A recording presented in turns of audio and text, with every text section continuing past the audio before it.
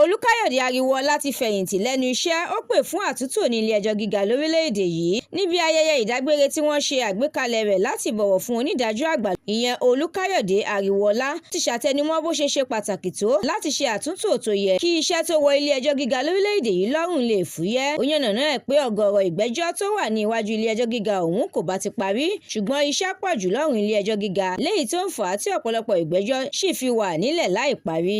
Ariwoọlá fìdí ẹ̀ múlẹ̀ pé kò sí ààyè fún ìdájọ́ òdodo torí gbogbo ìgbà ni ìgbẹ́jọ́ ń jẹ́ sún síwájú tí èyí sì ń ṣe ìpalára tí kò kéré fún àwọn agbẹjọ́rò.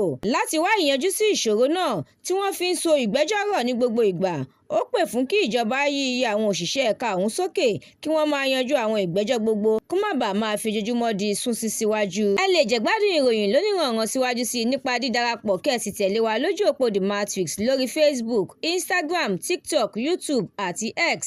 Àdúràmọ́mi Balógun ló ṣòǹgbùfọ̀ ìròyìn yìí. Ẹniọlá Sálíù lórúkọ mi.